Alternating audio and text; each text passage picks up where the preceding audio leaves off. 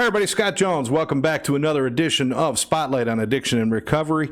Before we get started with the show, I want to remind you, please subscribe to our channel, the ATC Network, right there on YouTube, and hit the button so you can get the alerts for our shows that are coming up. And remember to check us out at atceducation.com and find out about getting trained to become a certified event interventionist. But for now, again, thanks for joining us. We're doing a very special show today because we brought in a very good man that I met recently that does work that we're all so proud of, and we're so happy that he does it. This is James Ippolito. You are the Deputy Chief of Operations for Palm Beach Gardens Fire and Rescue. How has COVID-19 changed your job and the fire service in general? Well, to start, when this pandemic first hit us, the most challenging aspect of this from the leadership standpoint was to make sure all of our personnel were safe. Right. And trying to understand what we could about the virus, having very little information, a lot of misinformation, a lot of opinions out there. And then, of course, the keeping the crews out there doing what they do day to day. We don't have the luxury of staying home and quarantining. We have to be out there in the front line, responding to those who are sick and who have this virus. So, really, so that the first part of the year was really just an understanding, and finding protective gear. Yes. And making sure our personnel felt safe so they could go out and serve the community. Do you think that this has served as a good learning tool for you guys so that if, God forbid, we're ever faced with a situation like this again, not just you, but fire service in general and rescue services will be more prepared to handle it? Absolutely. We were talking about this a couple of weeks ago, and we said, if we went to one of the firefighter conferences that they have annually throughout the country, and there was a class on pandemics a year and a half ago, you'd be lucky to find 2 people in there. Not exactly an exciting topic. Right, exactly. Next year, I can just about guarantee you're going to have a packed room. Yeah, and it's a shame, but at the same time, it's learning for all of us. And like you said, you don't have the luxury of, all right, let me sit back and figure out what's going on. Every day you have to, suit up and go out there. And it's not just fighting fires, it's the rescue, it's all those different pieces. And there's probably so many things you do, it would take all day to figure it out. Was there a real concern for the safety of the men and women who work for you? There was. Anybody who says otherwise is probably exaggerating the truth a little bit. We were all scared, and we didn't really have a chance to take a step back and wait. It was, 24/7, 365 for us. And, we in our department took an extreme method of protecting. And obviously our very limited supplies on the N95 mask that you hear so much about. The one thing that we have, and we have always, is our air packs that we wear into fires, which there is no better level of protection out there for the respiratory system. So we were essentially wearing the same pack with the mask and the tank of air in the back as we were at any structure fire, just to make sure our personnel were as absolutely safe as possible. And then as we learned more, we learned that we could, retrofit different types of masks and what could be reused safely and which couldn't be. And then as that all died down, the stress level started going down, and people just became commonplace, like it is you wearing a mask every time you go someplace at this point. Do you feel like you've done as well as you could have with this? Do you feel like the department really stepped up and did everything? Absolutely. The key to our success was communication. From essentially from day 2 on, we were holding sometimes daily conference calls with the entire department. We'd give whatever information we had that was new. People had a chance to ask questions, give ideas on ways we could improve and make things safer. So we were all communicating from day 1, and I believe that really helped keep the stress level at a manageable level for our department. Excellent. Now with the COVID, I don't want to spend all day on this. However, did it change normal calls? Has there been a change in the community that you serve? Not just because people are getting sick from COVID, but has there been shall I say, side effects from COVID, like mental health, addiction, things like that? Have you seen anything like that? I can't tell you that we've seen I'll speak for our community. I Yes. know that we've seen a dramatic increase in drug overdoses or suicides. I don't know if we've run enough of those to really show a trend where the data to be really meaningful, but they certainly haven't decreased. No. And I'll tell you that in some major metropolitan areas, there's been as much as a 52% increase in overdose deaths, and as well as domestic abuse and child abuse and all the other things going on, because people are kind of cramped up. I mean, they're scared. And their stress levels. Have you noticed that? How about the stress that you see when you're out there in the communities? Has that been affected your jobs? I can't tell you that. I can't say that there's been, that's more of a law enforcement, on the law enforcement side as far as those type of calls.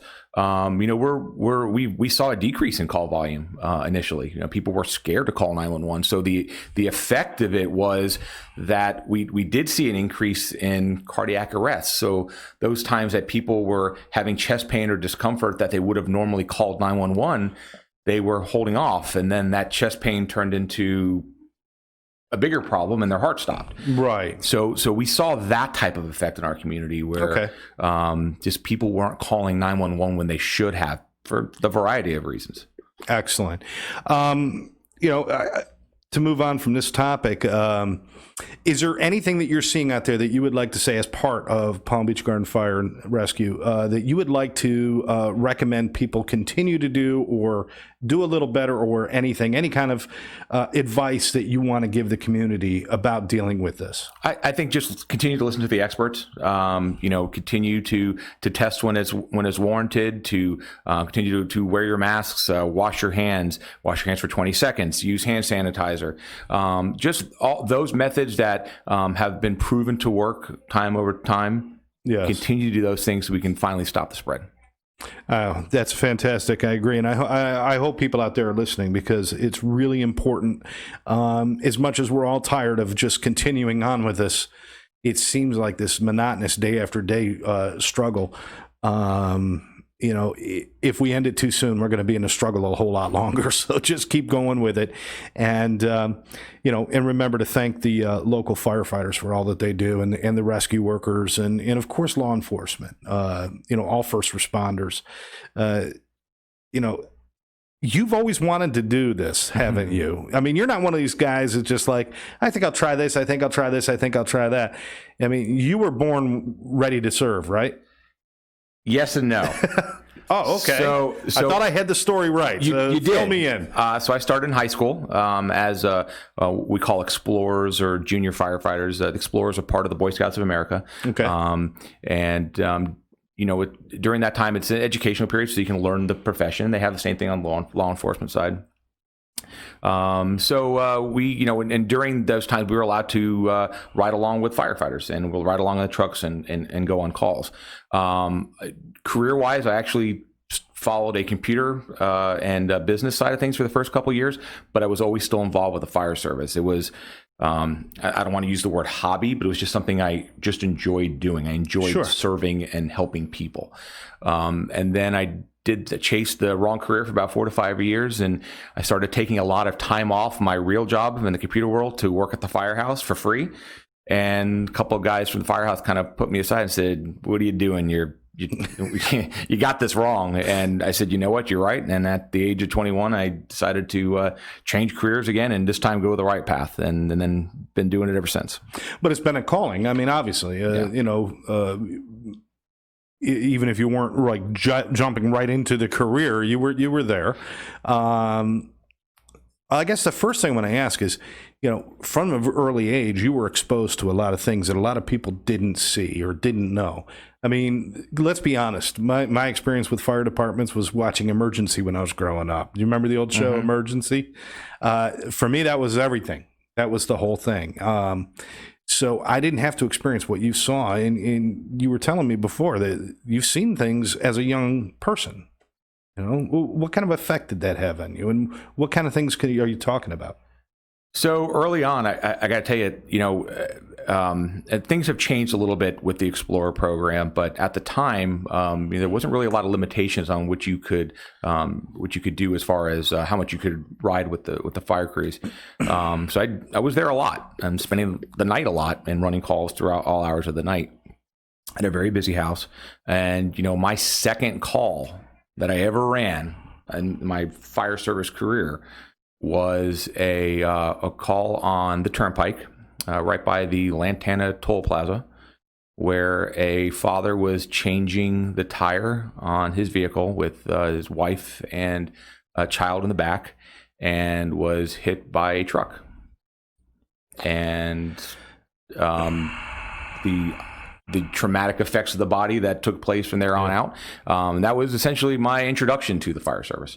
And there wasn't a lot of peer counseling and all these things that we have today. It was, went back to the station and went back through the normal day. And one of the things I started realizing very early on about the fire service was, although those things didn't take place, the camaraderie and the brotherhood and the sisterhood of the fire service was there. And although they weren't professionally trained, the way of coping with a lot of these things was through comedy and joking around and cutting up. And that was the way of getting your mind off of the things you've done and have seen into laughing and pushing those things either out or deeper inside, one or the other. That hasn't been proven just yet. Well, dare I say that at that time, which it wasn't that long ago, you're not an old man. It wasn't that long ago, but it still was long enough that things like PTSD or trauma and different things like that weren't common words to be used. People weren't really looking at that. So, there really was very little opportunity back at the beginning of your career for people to deal with those things on any kind of mental health level. Oh, the words weren't there. We knew of them, but definitely not in the fire station. But it wasn't common. No, right, yeah. No. But in the firehouse, and we're still fighting the stigma today. But it's well, you're not tough enough. You're not manly enough, or you can't handle this job because you can't handle those things. And although we're educating ourselves and we're learning more that's not the case anymore. That it's not a sign of weakness. 20 years ago, it most certainly was that idea in the firehouse. So those things wouldn't have been spoken about. And people did turn a lot on, not everyone, but there was a lot of reliance on things like having a drink or doing something like that to decompress. Again, I'll take it back for people who aren't haven't been a first responder or anything like that. You could see it in the entertainment industry when you watch, and there's the cops all go to the bar after their shift, or the fire department. They're always meeting up at the bar, and there's always that involved. Was that considered therapeutic at the time? I don't know if they were doing it, they knew they were doing it therapeutically, but it was absolutely commonplace. Yeah. Where, it was right off a shift. Firefighters work 8 to 9, 24-hour shifts a month, giving a lot of time off. There's some studies that are showing, somewhere around the 57, 58%, depending on the study, that, of those days off they have, 10 of those are spent drinking. That's half their days off are spent drinking per month. And it starts sometimes right after shift. And it was very commonplace and things that I saw, even from a young firefighter, seeing those firefighters get off a shift and then go meet up and it was just like it was in the firehouse. They were out joking around and cutting up, but this time it was drinking at 9, 10 o'clock in the morning at the beach. And they were doing it in under the auspices of socialization and camaraderie. But I think we know now that a lot of that was probably therapeutic for them, the wrong way, but their own. It was a coping mechanism that they had to use. Now, we've seen that change over time. Now, also during this, obviously, some people started to rely on medications and pharmaceuticals and other things as well. So, that's always been an issue. But how has things changed over these 20 years that you've watched? I mean, can you actually see those shifting moments and shifting attitudes? Absolutely. So, now with our new generation of firefighters that have come in, both the professional side everyone's come together now to educate. And that's been probably the most important thing that we've seen, because we have all of those stigmas attached with mental health and substance abuse, and educating everyone that these things are very prevalent. They are here. It's not all social drinking like you think is social drinking. And we're learning to see the signs to be aware of. And we are educating ourselves to be peer counselors, to not where we're going to, we're not professional counselors where we can help the individual, but at least identify there's an issue, gain the trust to bring them and get them into the right resources so that they can ultimately get help. And it's taking the stigma away, because all of a sudden there goes 1, 2, 3 of these firefighters that were well respected who finally come back and say, yes, I need help. They go treatment, and then they become spokespeople for the process.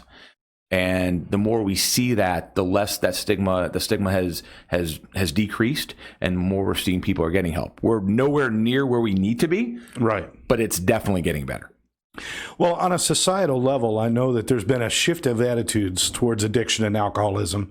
You can't even get a good Hollywood movie unless you've been to 3 rehabs, I mean, that's just, it's just the way it is. But the stigma has changed. It really has. It's become more of people do see it as a sign of strength that you were able to overcome these things. Has the shift within the department been a little slower than it was in society because they are kind of a closed brotherhood? Yes, I think because of and I'm going to speak with my leadership hat on. Sure. There is with the brotherhood and the sisterhood comes protection, right? We don't want to, let's try to help this person ourselves. We don't want to get them in trouble, because we don't want them to lose their job or get demoted or get fired for those reasons. So in the past, they have been very scared to come forward or to really get people the help they need, because we're worried about those negative effects that can happen. So I believe that there's a certain worship that goes on. And I don't think this is all good. Certainly people look at first responders, all of you, as heroes. If you get, even the kids start playing when they're kids, there's actually a whole heroes doll set that you get. That's all firemen and policemen and military. Having that moniker of being the hero, the rescuer, does it make it that much harder to say, I need help? Because you're supposed to be the one to help others. I don't know I'll speak from a personal level here. The word hero, and I know you hear this a million times between the people who have been called heroes before. No firefighter, police officers run around going, I'm a hero. That's not what we think about every day. It really, I believe it's more of the toughness part of it. Okay. That I'm tough. I'm physically strong to do the job. I can do whatever. I can handle anything that comes my way. Yeah. And seeing this bad thing or that bad thing or the accumulation of those bad things, I can push those things out. And I think it's that attitude is what just buries these issues deeper and deeper and deeper and deeper inside until it comes out in the form of substance abuse or. Yeah. So now we're putting the trauma. We've got sometimes the substance abuse goes along with it. There's other things that can manifest, compulsive gambling and sex addiction and all the other things. They can certainly manifest out of trying to feel or escape the trauma, I guess. Now we were talking there's been a shift. Do you see where you are now? Do you still feel like you've still got some ground to cover in helping your people to be not only safe physically, but safe mentally? Absolutely. The stigma is still there. I'll say it 100 times. And, we're making great strides. talk from our department, some of the things that we've identified, issues. We talk about EAP programs. EAP programs are fantastic. They have a great place. But one of the things we learned early on is that, all counselors are not the same. So, we might check a box, or a department may check a box and say, yep, I have an EAP program. If this individual needs help with either substance abuse or behavioral health, they just have to call this phone number, and I've checked my box, and they're taken care of. But a lot of times the counselors who are associated with those are family health counselors. They don't specialize in trauma or PTSD or the type of things that firefighters and police officers see on a daily basis. So now we have met with and done our own work in interviewing our own counselors who are certified in trauma and certified and specialized in PTSD, who have taken it upon themselves to understand the fire service and the things that we do and what we see, so that they are better educated to help our individual needs. So I think that's where the fire service has to go now, and really start looking into this. And it's incumbent upon leadership mainly to make sure that we are providing those resources appropriately for our personnel, and not just checking the box that, we have an EAP program. Yeah, exactly. And to have that proper training to truly understand. Let's take a moment on this, if you don't mind, James. That trauma might not be what most people think it is. I think most people, when you say, they're dealing with trauma, they're, a burned body, or like you said, the accident where the human body really gets contorted, or possibly even seeing loss of life in front of you because of a situation. We could all understand that. But there's a cumulative trauma that happens where it's not all the big things, it's all the little things, right? I mean, can you talk about what that is?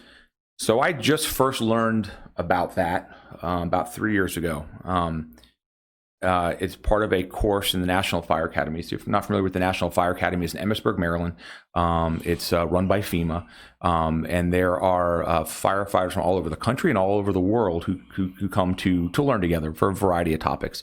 And this particular program that I completed was called the Executive Fire Officer Program. It's a 4-year program. For the most part, you stay with the same cohort of students.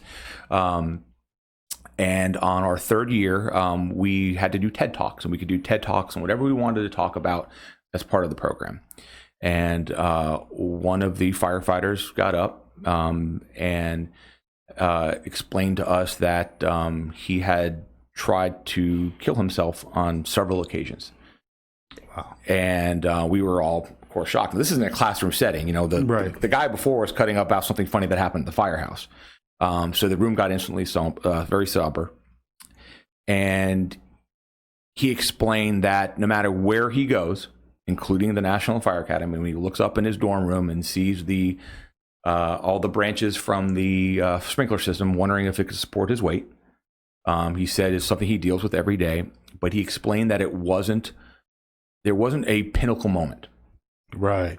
And that he explained that all these little pieces of these little traumatic events, and they seem pretty serious when you hear about it, times where he was almost shot on scene, from responding to 9/11 to seeing children pulling a lifeless body from the water.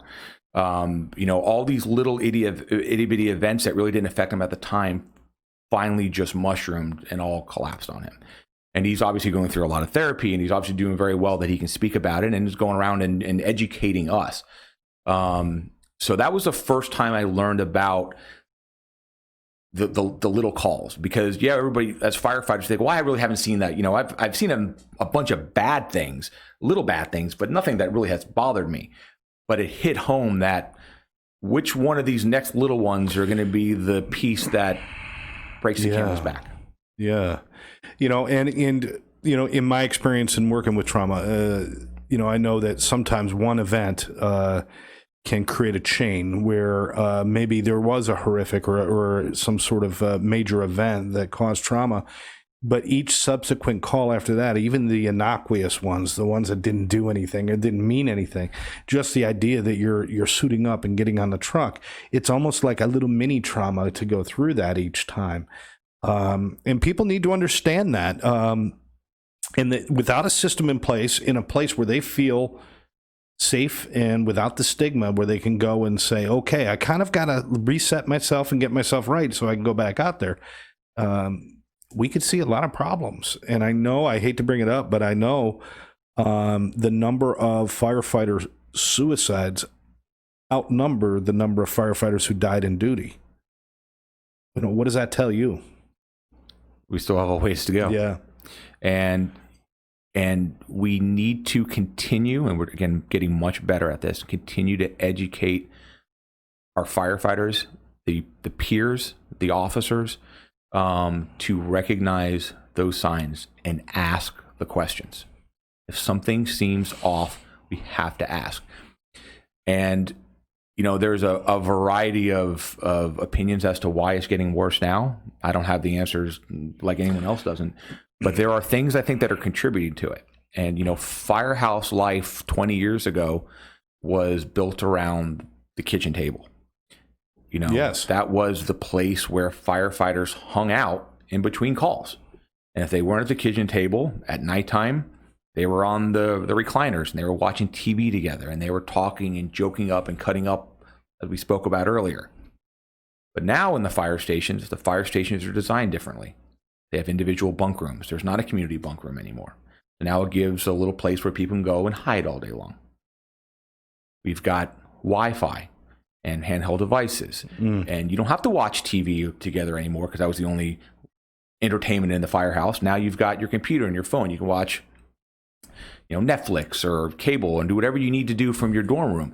And everyone is separating so that talking and joking and getting those emotions out, I feel is not happening as much as it should be because of the way technology and society is today. So it's gone from more of these are my brothers and sisters to these are my coworkers. But you needed that family union. You needed that. These guys got my back thick and thin through all of that. You needed that back then, and you're losing that. What do you do to combat that at this point? Great question. And I think it's I think it goes back to the educating. I think it goes back to the company officers and recognizing the importance of that and not allowing your crew members to go back. And it's not about, oh, they're sleeping and doing this stuff on shift. It's a matter of staying together as that cohesive unit and talking. And, you know, there are, you know, houses out there where the crews don't even eat together. And not so much in our department.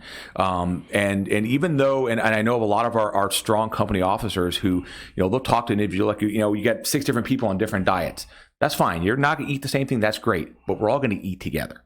And we're going to figure out the time of the day we're going to eat. And we're going to sit down together. And we're going to have breakfast. We're going to have lunch. We're going to have dinner together. And we're going to sit down and we're going to talk. So I think those steps and recognizing that is at least a great stride forward and making sure that we're still working as a team and not just running the bad calls and then hiding afterward. Now, there's another family that gets affected by what goes on in the house, in the firehouse. Firehouse, is that the right term? It's all good. Station, fire station, Whatever. department. I don't know. Like I said, emergency. That's what I knew. But there's another family that gets affected. It's the families that the men and women of the fire service go home to. Has that been looked at as bringing that into more of the helping them as well, or is that kind of not quite there yet? You know, I've seen a lot of there are some seminars that are being held at firehouses across the country where they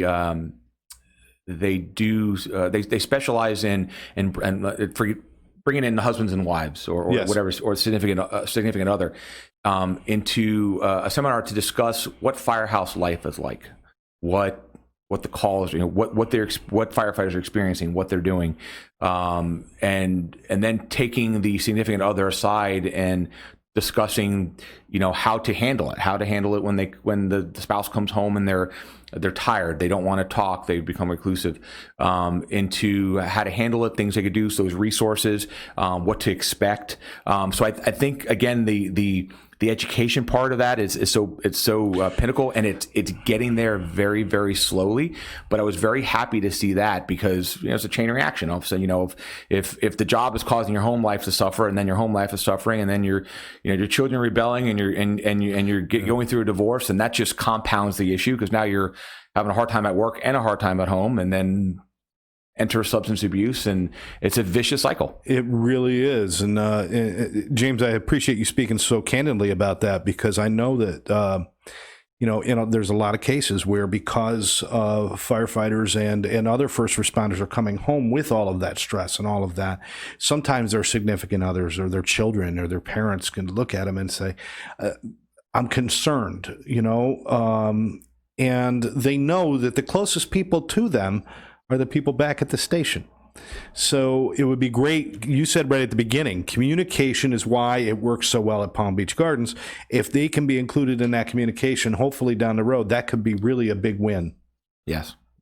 So, but we're working on those kind of things. I mean, that's why you and I met, because we want to get people trained and understand more about addiction, how to help each other, how to communicate with each other.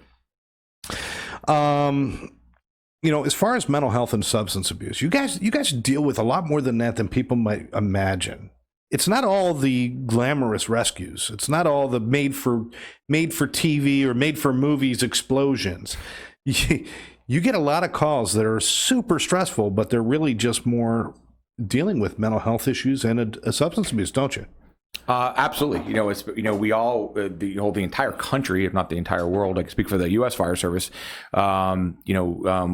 just a couple of years ago went through a tremendous spike in our opioid calls, to the point where we were running out of Narcan, the medication that will counteract the effects of the opioids.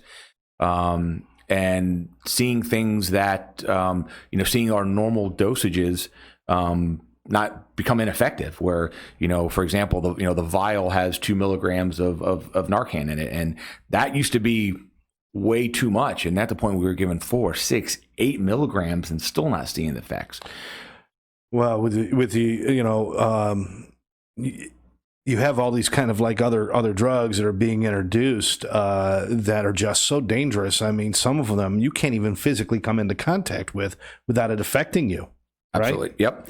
And then unfortunately the calls became so commonplace, even for the patient, where we were waking people up from their overdose, where literally seconds ago they weren't breathing and blue, to now they're back talking and they don't want to go to the hospital and they just want to go back to their life and sign a refusal form. And those type of things, is like, no, you don't understand. You were inches away from death 3 minutes ago, and now you don't even want to go to the hospital.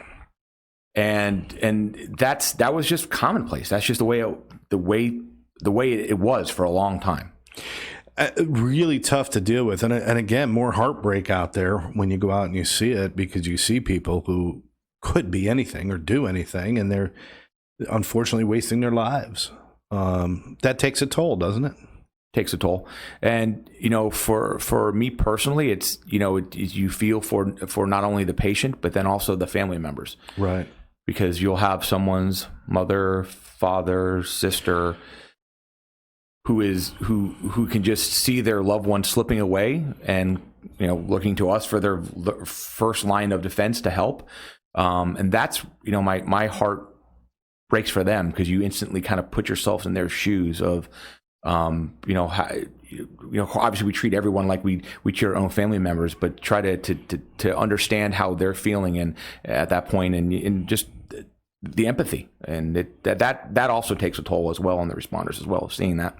Wow, that is so much. I mean, on a daily basis to deal with all of this. Have you ever thought, why do I even do this anymore? Never. No, never had that Never. moment. No, you'll hear firefighters say, it's the greatest job in the world. And it is by far the greatest job in the world. Because our sole purpose in life is to get to help people. If you truly just like helping people, this is the job for you. And not only do you get to help people, but you get to do it with your best friends every day. Right. You know, and in that team, and that's what makes the job so appealing, because it's just you get to do good. I left the computer world because I couldn't figure out what I was doing every day. You know, what am I accomplishing today? Besides, it's going to sound horrible, besides making money, what am I doing?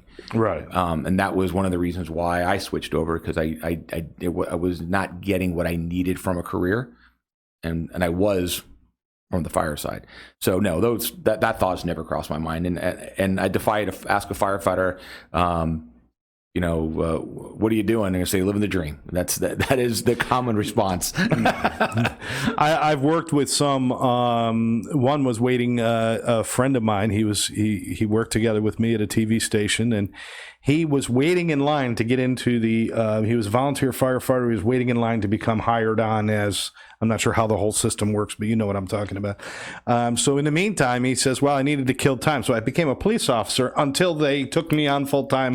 But that was his whole goal, his whole life, was to be a firefighter. And in the moment he got it, I've never seen somebody more fulfilled. I mean, it's an amazing, you guys are almost like a different breed. You know, not better, not worse, not anything like that, but just something different within you that calls you to do this. Could you see yourself doing anything else? Never. Yeah, you want to be a singer, a movie star? Definitely not. Definitely not either of those things. James, let's go out just for a moment and just say, okay, so you've come a long way in 20 years. Understanding mental health issues. You understand the problems and the issues that firefighters are dealing with. You're seeing more and more things out there. You're learning new ways to deal with them out on the streets. What do you think you would like to see happen in the next 20 years? What are the things that you think we need to improve upon, or that you would like to see? I would like to see behavioral health and mental health evaluations be as common as our physical evaluations that we have every year, where every firefighter has established a relationship with some form of mental health counselor early on, not when they're in distress. Right. So they understand the process, the relationship's built, and there's a ear that's there waiting for them, and to try to catch some of these issues before they become crises. Just like we were to catch somebody that has heart issues or cancer, just like we do on a physical evaluation. That's where I would like to see us go, because I think if we can do that, perhaps not only can we help the mental health side and the suicide part of this, but also the substance abuse section as well, and catch that very, very early on. Forgive me, and perhaps other people are thinking it too, but it's kind of like, well, duh. You should be doing that. We see the problems that are going on. God bless our brothers and sisters in the police departments around the country. You know, not everyone's perfect, and some people have really screwed up. But for the most part, these guys are doing a great job, and but they're also under tremendous stress. And they keep saying, what can we do differently? Well, how do you catch the people who might go off and do the wrong thing? Regular mental health evaluations. You know, people are in a traumatic accident or something happens, and there's always psychologists there to help the victims and get them through. And we got to get there right away before they get traumatized. Nobody's helping the first responders that way. I think a couple of times a year at least to have those conversations, do an evaluation. So it does become commonplace. It becomes as easy, like you said, as easy as taking your temperature. We got to stop and make sure that we're okay. You know, I agree with you. Do you think it'll happen? Yes. It has to, right? It will. It absolutely will happen. It has to happen. You're absolutely right. You know, I just like when somebody were to have chest pain, you wouldn't hesitate to go to the hospital, because we know those signs and those symptoms. Yeah. Through the education of understanding what the signs and symptoms are not only of substance abuse, but on the mental and behavioral health side, to seek treatment just as regularly as you would with some other physical ailment. Absolutely. Was there anything else you wanted to bring up or talk about today? As far as what's going on up in Palm Beach Gardens, or No, I think we are. We are definitely, as a department, headed in the right path. We are communicating and learning from our other brothers and sisters throughout the country, and getting all the best ideas out there. And that's one of the many wonderful things about the brotherhood and sisterhood of the fire service is there's no competition. So it's not where one department is doing something great and they're hiding it. Yeah. If somebody's doing something great, they share it and are more than willing to, I could call up any department right now that's doing something great and ask a question, have never spoke to their chief before. And I guarantee you within 10 minutes, I'll have an email with every policy, procedure, contact they have. And sharing that. So there's a ton of that sharing going around. And so I think we're all on the right path. And these partnerships with people like yourself are just now making things even better for us. Because now we're not trying to figure things out on our own. We also have some professionals who are handle this. Where again, you guys know the substance abuse side of this really, really well, and the behavioral health side, and we know the fire service really well. So we can combine forces and do the best and keep all of our firefighters safe. I think what we'd all like to see is enough people trained within departments and different houses in all first responders, but specifically in firefighters right now, trained to understand addiction so that when somebody starts to exhibit signs or has a problem, you don't have to go to an outside source. You got your friends there who understand, who can come to you, talk to you, intervene, and correct it before it becomes a major issue. Because it really does, one person with that kind of problem, not only does it affect them and affect their coworkers, it could affect the call that you're on, it could affect the family that they go home to, it could affect the community at the whole, and the department as far as their reputation. I mean, there's so many things that can happen when sometimes all it takes is one simple conversation to say, are you okay? Why don't we go talk to somebody? Let's go get some help. And, I think that's when the real world hero could come in, is when you do something like that for somebody. Absolutely. So we look forward to doing more of that. And again, we thank you so much. I want to thank Deputy Chief of Operations from Palm Beach Gardens Fire and Rescue. You got it this time. Oh, yeah. It only took me the whole show to get that damn phrase right. Okay. James Ippolito. James, thank you so much. I appreciate your time, my friend. My pleasure. It's been absolutely our pleasure. You'll come back and do this again now. Absolutely.